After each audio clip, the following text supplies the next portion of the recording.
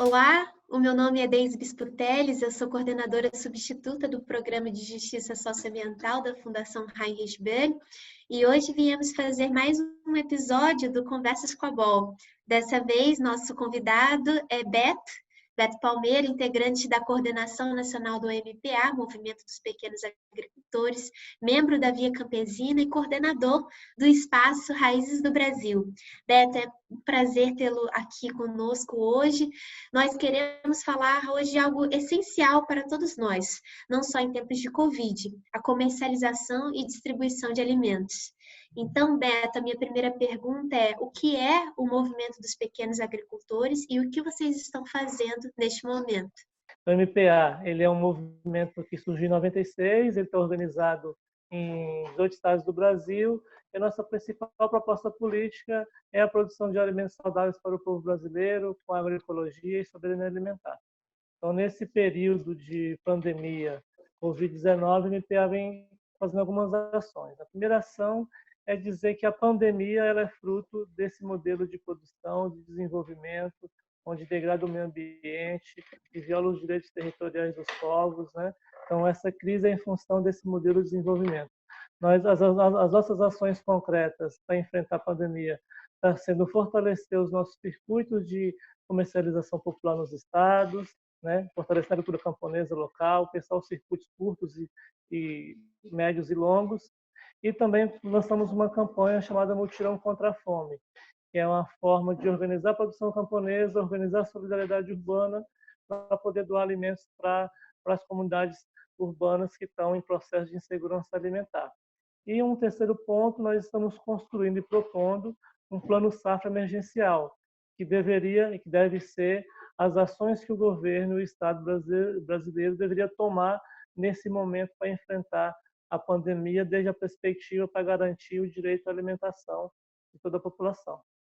Ótimo saber, Beto, que o MPA continua organizado e atuante mesmo em tempos de Covid. Quais os principais desafios que a pandemia de coronavírus apresenta ao sistema alimentar brasileiro, à distribuição e arrecadação de alimentos? Então, o primeiro desafio hoje da agricultura camponesa, né, é conseguir, em meio ao Covid-19, seguir produzindo os alimentos e fazendo a distribuição, né? Então, esse é o primeiro desafio que nós estamos conseguindo enfrentar nos vários estados do movimento.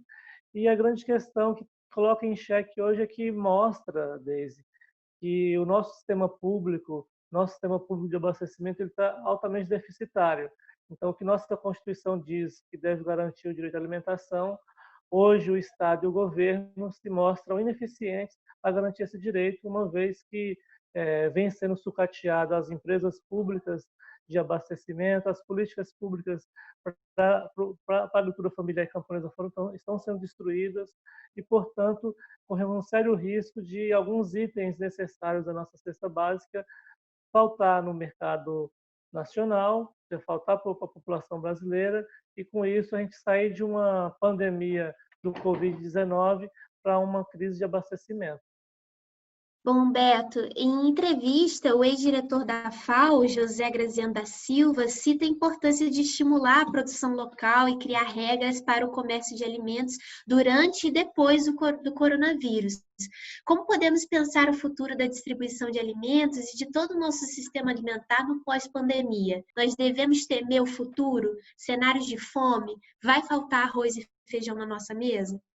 Então, Deise, é possível sim a gente pensar em um futuro distinto, desde que a gente coloque na perspectiva da sociedade um outro modelo de produção de alimentos, que não seja baseado no agronegócio, nas grandes proprietárias de terra, como é hoje o modelo de produção de alimentos no Brasil e no mundo, e sim colocar como perspectiva a agroecologia e a soberania alimentar. Hoje, nós estamos dizendo, e os estudos estão mostrando, que provavelmente teremos uma pandemia alimentar a nível mundial. Então, um dos exemplos é o caso do feijão, né? O Brasil, nos últimos 30 anos, vem reduzindo a área plantada, e em relação a 2019, essa área foi reduzida mais, então vai ter menos produção de feijão em relação ao ano passado. em um momento em que a população brasileira está ficando mais em casa em função do Covid-19, o que fez aumentar o consumo de feijão. Então, já é certo, né, os números apontam isso, que vai faltar feijão esse ano no Brasil, a menos que o governo faça um plano emergencial para a produção de feijão de forma, nessa próxima safra, tentar garantir o abastecimento nacional desse item que é necessário e faz parte da nossa dieta. Um outro elemento dessa crise de abastecimento no Brasil é que nós temos uma empresa pública chamada Conab, é a Companhia Brasileira de Abastecimento, que vem sendo sucateada a cada ano, né?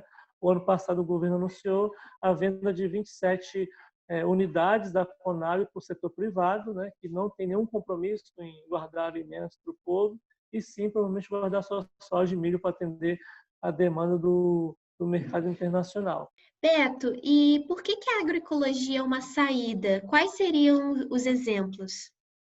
Então, se a agroecologia, né, para os movimentos sociais, é a perspectiva de pensar um outro modelo de produção, né, em que o objetivo principal é combinar a produção de alimentos com a preservação da natureza.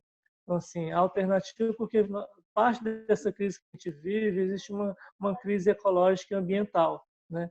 E para a gente reconciliar com a natureza, seguindo produzir alimentos, a agroecologia entra nessa perspectiva de nós conseguimos produzir comida, preservando o meio ambiente e, com isso, alimentando tanto o solo quanto os seres humanos, né? Então, assim, quando a gente fala que o nosso projeto é agroecologia, nós estamos falando que nós precisamos, desde já, né, fazer um longo processo de transição para outro modelo de produção, se nós quisermos ter vida de qualidade no futuro.